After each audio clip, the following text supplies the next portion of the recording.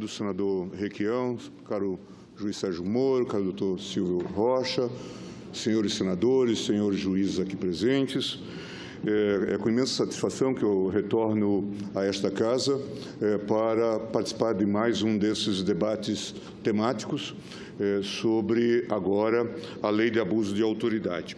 Eu começo tendo como pano de fundo as questões que se têm colocado nesse contexto e referentes, inclusive, à minha experiência como presidente do Supremo e do CNJ. Um pouco antes de assumir a presidência do Supremo Tribunal Federal, ainda na condição de vice-presidente, eu recebi a visita de uma comissária da ONU para Direitos Humanos.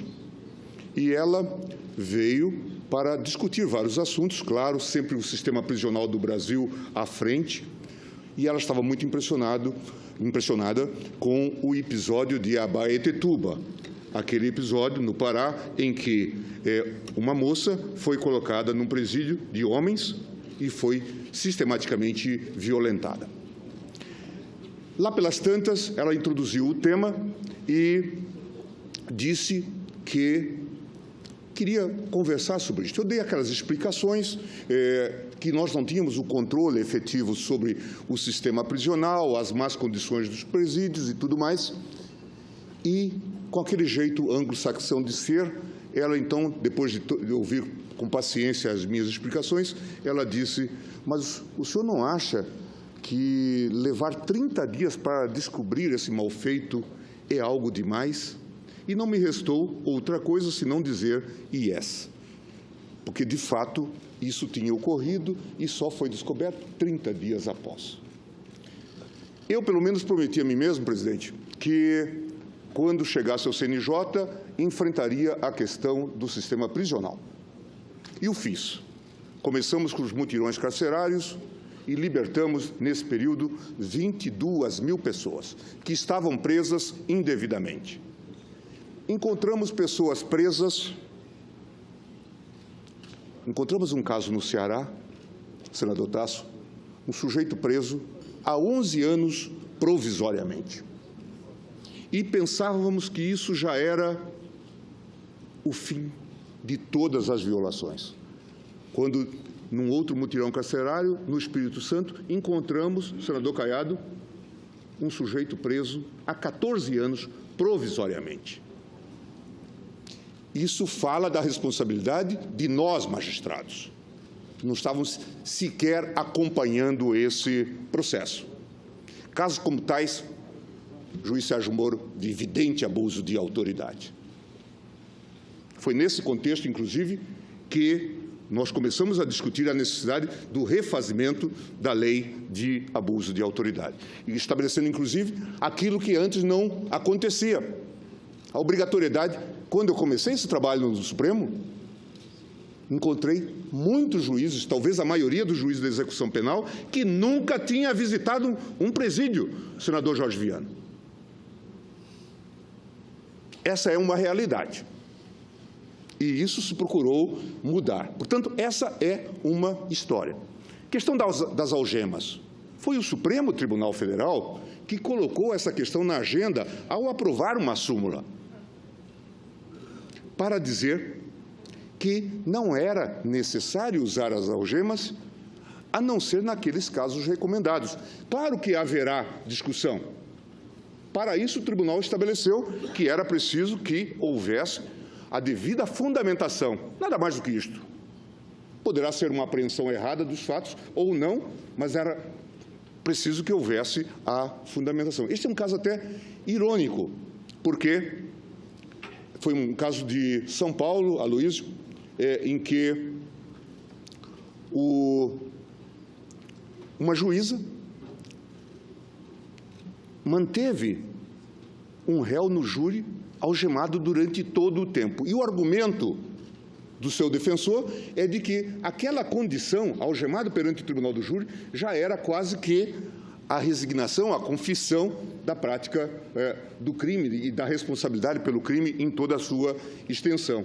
O tribunal, então, entendeu que era preciso anular o júri.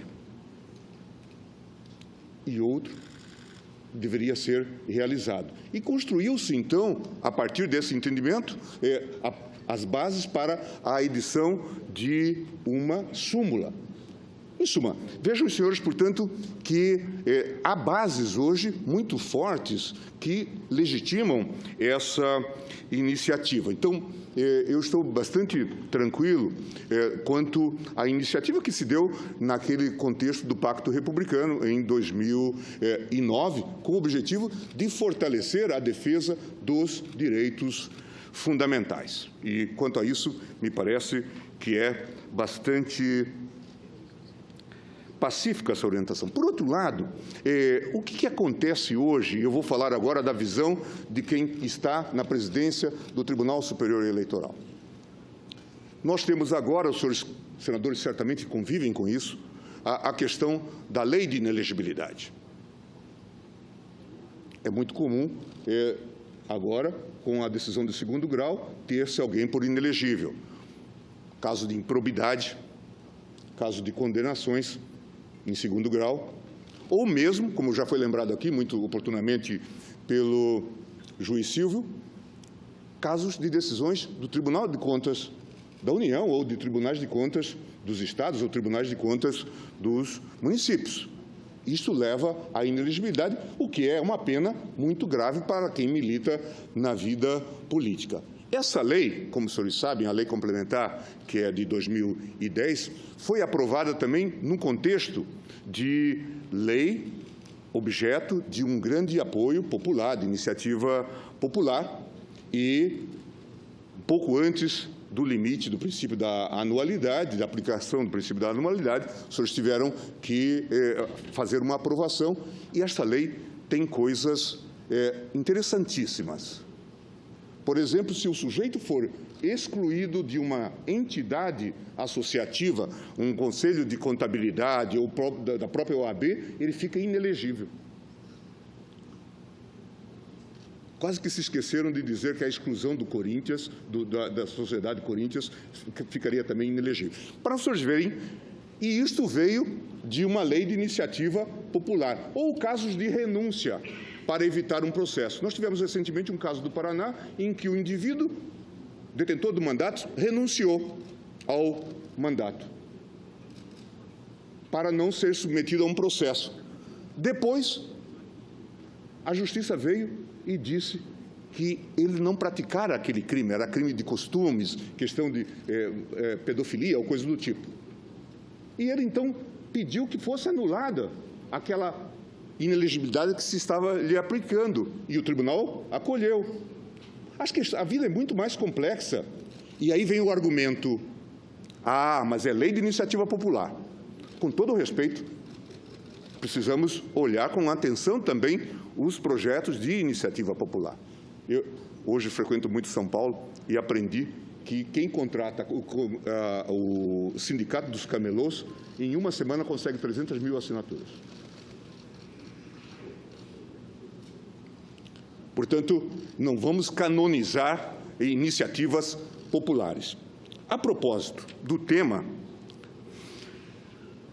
objeto da preocupação, eu concordo com as observações aqui feitas de que o projeto pode e deve ser aprimorado, de que nós devemos, tanto quanto possível, trabalhar na ideia de tipos cerrados. Certamente encontrar a melhor condição para que, de fato, possamos distinguir práticas comuns, rotineiras, e eu vou, inclusive, fazer chegar ao senador Requião e ao presidente do Senado propostas nesse sentido que nós elaboramos no âmbito do meu gabinete, no Supremo Tribunal Federal, inclusive com a assessoria de juízes.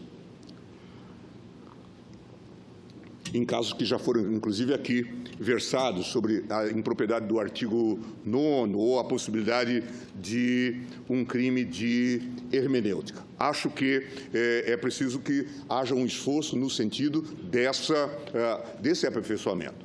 E concordo que haja esforços nesse sentido, porque o propósito, obviamente, não é criminalizar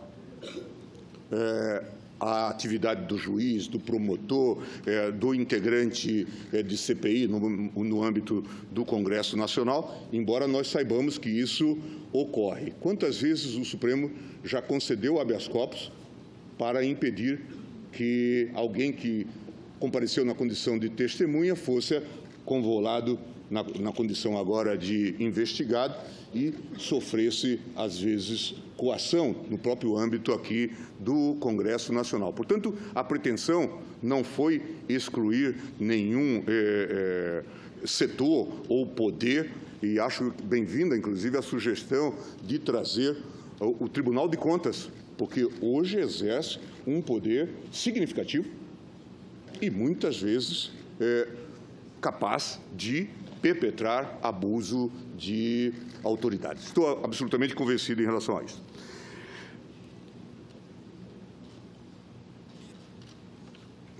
Eu gostaria também de dizer que, com a experiência já de anos, nós temos nessas questões e nesses debates, que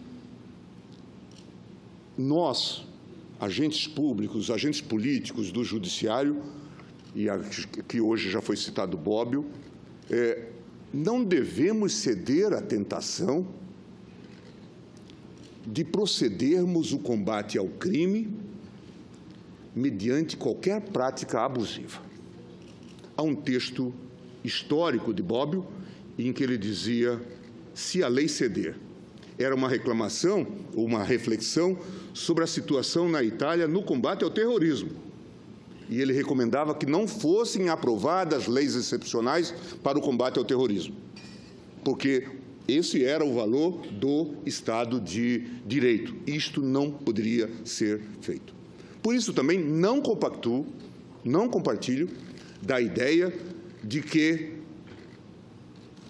esse não é um momento azado para aprovar a lei. Qual seria o momento azado? Qual seria o momento adequado para discutir esse tema? De um projeto que já tramita no Congresso há mais de 7 anos. Como se fazer esse tipo de escolha do momento? Acho, inclusive, Sérgio Moro, com toda a honestidade intelectual, e para que ninguém suspeite de que nós tenhamos relação de inimizade, estou até participando, contribuindo com um livro que sai em homenagem ao Sérgio, e com um artigo. Mas qual é o momento? A Lava Jato não precisa de licença especial para fazer as suas investigações. Os instrumentos que aí estão são mais do que suficientes, como qualquer outra operação. A rigor, se nós formos olhar, a própria legislação, e eu acompanhei isso na época ainda na condição de agente de governo, a lei que veio complementando a Lei de Responsabilidade Fiscal, a Lei 10.028, introduziu um artigo, o 339, no Código Penal. Deu uma nova redação. Acho que é um dispositivo ao qual não se tem prestado atenção, dizendo o seguinte: denunciação caluniosa, dar causa à instauração de investigação policial, de processo judicial, instauração de investigação administrativa, inquérito civil ou ação de improbidade administrativa contra alguém, imputando-lhe crime de que sabe inocente. Esse dispositivo está hoje no Código Penal, é o artigo 339, e, portanto, hoje já existe uma norma positivada com esse perfil. Claro que sempre haverá aquelas situações limítrofes, em que vai se dizer, mas qual é a situação adequada? Ao lado dessas situações limítrofes, temos também as situações inequívocas de abuso. Quando alguém ficar preso, senador Requião, por 11 anos provisoriamente, creio que não há dúvida de que há abuso. E não se pode falar de crime de hermenêutica. Aqui, de fato, há uma negligência realmente contumaz e irresponsável. Então, a mim me parece que é oportuno que se discuta esse projeto com toda a abertura mental, com toda a abertura de espírito, e que se discuta nesse momento. até porque operações vão continuar ocorrendo. Teríamos que, daqui a pouco, então, buscar um ano sabático das operações para fazer para que o Congresso pudesse deliberar sobre um tema como esse? Não faz sentido algum. O que todos nós temos que ter é a consciência de que devemos atuar dentro dos parâmetros estabelecidos. Se os senhores repararem, abram o artigo 5º, os senhores vão ver que desde o artigo 5º, inciso 35, até a sua parte final, são direitos processuais ou processuais penais. O que esta lei está fazendo é nada mais, nada menos do que estabelecer que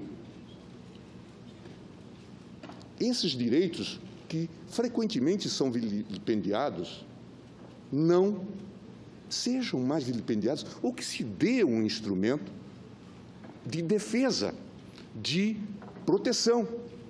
E ela não foca necessariamente juiz, Ministério Público, atinge o guarda da esquina, onde se cometem abusos a toda hora. Recentemente, eu participei de um curso de alunos do nível secundário sobre cidadania, e colocando lá várias questões, valor da Constituição e tudo mais, e um deles me perguntou, menino que vem aqui do Paranoá, professor, o senhor sabe explicar por que a gente... E aí era um menino de cor. Por que a gente está vindo da escola com uma mochila e o carro da polícia nos vê e já manda a gente entrar no camburão? Essa é a realidade das pessoas. É a entrada na favela sem mandado. É isso que a lei está punindo. Portanto, nós estamos desfocando o debate. Ou a esse mandado coletivo que se dá porque não se sabe exatamente o endereço onde mora alguém. Portanto, a violação do domicílio ocorre de maneira sistêmica e sistemática. É isso, é essa a nossa realidade. Portanto, senhores senadores, eu encerro dizendo que estou absolutamente convencido da necessidade dessa lei. E quanto mais operações nós tivermos, mais nós necessitamos de limites. Vou tocar num outro tema sensível, a questão do vazamento de informações. Eu, com minhas andanças internacionais, esses dias eu estava em Portugal, e um dos meus colegas, lá português, dizia, é engraçado, vocês brasileiros, vocês divulgam as interceptações na televisão. Eu disse, a nossa ordem jurídica não permite, mas a gente se acostumou a essa violação. Ora, ele não sabia, ele achava que a nossa Constituição e as leis autorizavam esse tipo de vazamento. Tantas vezes ele, passando pelo Brasil, tinha visto isso na Rede Globo. É preciso que haja limites para isso.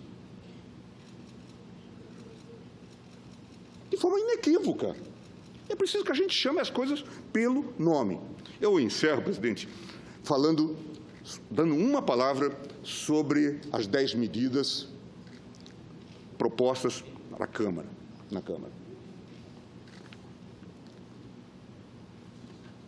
Sérgio, com toda franqueza, se esse projeto que foi apresentado sobre habeas corpus tivesse sido chancelado na Câmara, nós teríamos supresso a garantia do habeas corpus. Isso já falei em sessão do Supremo. Portanto, de fato, era uma concepção autoritária. Vejam, senhores, o que se diz. Isto aqui até há um trick, uma técnica muito interessante, se os senhores lerem. Por quê? O artigo 647. Dar-se-á habeas corpus sempre que alguém sofrer ou se achar na iminência de sofrer violência ou coação ilegal que prejudique diretamente sua liberdade atual de ir e vir, salvo nos casos de punição disciplinar. Até aí permite-se o habeas corpus. Agora veja o seguinte, começam então as negativas. Parágrafo 1º, a ordem de habeas corpus não será concedida. De ofício, veja, proíbe a concessão de ofício, a concessão do habeas corpus de ofício, salvo quando for impetrado para evitar prisão manifestamente ilegal e implicar a soltura imediata do paciente. Portanto, uma restrição ao habeas corpus de ofício. Não será concedida em caráter liminar, salvo quando for impetrado para evitar prisão manifestamente ilegal e implicar a soltura imediata do paciente. Portanto, em todas essas hipóteses de nulidade do procedimento, das hipóteses de instauração de um inquérito indevido, tudo isso seria vedado por esse modelo. Concepção claramente autoritária. Vou permitir, senhores juízes e senhores procuradores, será que as pessoas que lá no viaduto do Chá assinaram esses documentos, que correriam risco com esse modelo, tinham consciência de que estavam aprovando isso? Claro que não. Vamos ser honestos. Portanto, não venham com o argumento de chancela de 2 milhões de pessoas, porque duvido que as 2 milhões de pessoas tivessem consciência disso, ou de aproveitamento de prova ilícita. Com supressão de instância. Quantas vezes nós, no Supremo Tribunal Federal, concedemos de ofício porque vimos que é uma rombuda ilegalidade? Proibido conceder. Sem prévia requisição de informações ao promotor natural da instância de origem da ação penal, salvo quando for impetrado para evitar prisão manifestamente ilegal e implicar a soltura imediata do paciente. Também proibido o habeas corpus. Isto aqui, na verdade, acabava com o habeas corpus tal como nós o conhecemos hoje. E isto foi apresentado nas 10 medidas. Felizmente, nesse ponto, a Câmara houve por bem rejeitar, porque, de fato, era um atentado. Não quero nem investigar a origem, mas quem escreveu este dispositivo tem propósitos autoritários. Proibida o habeas corpus para discutir nulidade, trancar a investigação ou processo penal em curso, salvo se o paciente estiver preso ou na iminência de o ser, e o reconhecimento da nulidade ou da ilegalidade da decisão que deu causa à instauração de investigação ou do processo penal tem efeito direto e imediato no direito de ir e vir. Portanto, sempre que o sujeito não estivesse preso, não se concederia habeas corpus. Acabava com o habeas corpus tal como nós o conhecemos hoje. Proposta popular. Será que as pessoas discutiram isso? Os senhores sabem que não. Portanto, é uma recomendação, inclusive, uma sugestão que eu faço, é que as propostas populares também têm que ser devidamente escrutinadas.